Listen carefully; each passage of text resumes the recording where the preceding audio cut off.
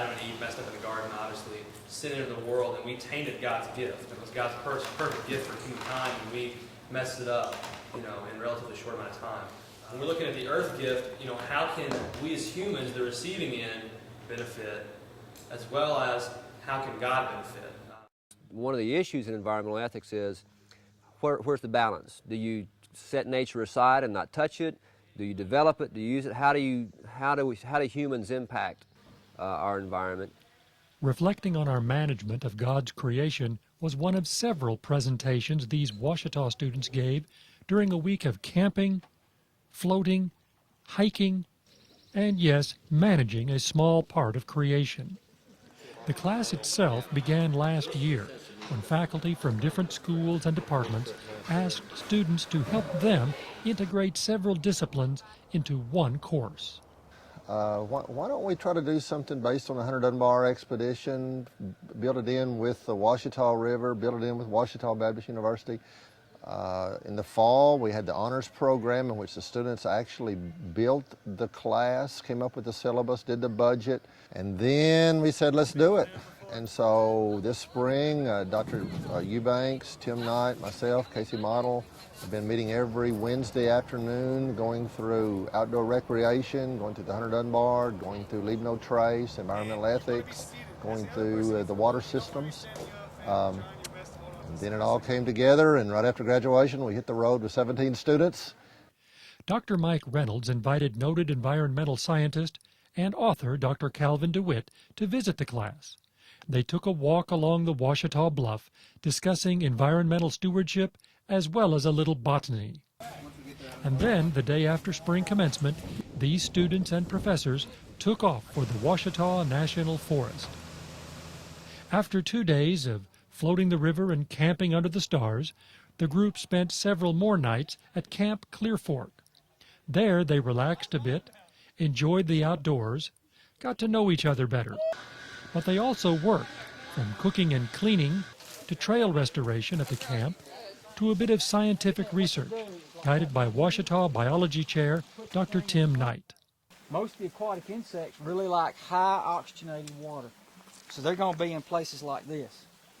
Okay, so what we're going to do is use a couple of different methods to sample for those, and then we'll dump them into these pans, and you'll pick out the things you're looking for movement when it gets in the pan.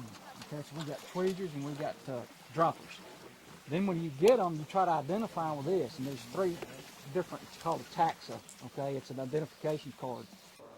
As far as history is concerned, 2 students presented their research on Hunter and Dunbar, 2 explorers sent out by President Thomas Jefferson around the same time he commissioned Lewis and Clark. Hunter and Dunbar mapped the Ouachita River up to Hot Springs. Several Ouachita professors were featured in a documentary called The Lost Expedition. The students also spent a day hiking in the Ouachita National Forest, picking up trash and enjoying the beautiful views along the way.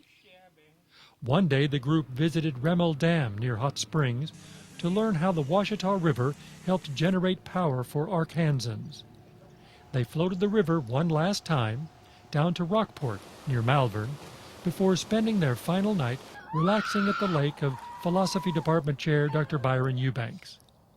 Before they left for the summer, the class critiqued this inaugural experience for future semesters. So we got a lot of the legwork, a lot of the idea work out of the honors students last semester. We knew we had enough student input that we thought it would go with the students. Still, I think we've got, if we do it again, we've got we can tighten up our academic part of it. For the rec students, what we're doing now is the academic part. I mean, that's learning how to do this, and leadership is what they need to do.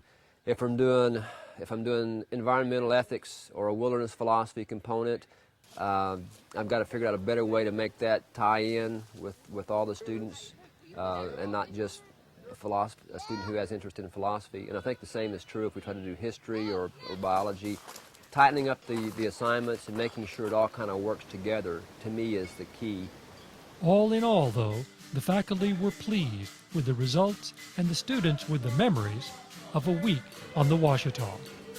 It's been featured in the Democrat Gazette. We hope to get some other media in on this, and And from that, I mean, it's a unique situation in which you have 4 different disciplines coming together for one class. And I mean, I think it's going to be something that's going to catch on our campus. I've had some phone calls from other colleagues at other campuses inquiring about what's going on with this. So this may be something that spreads to other universities. But it's been fun. I mean, I get to spend a week in the outdoors with college students that are eager to learn, and that's what's exciting about this profession.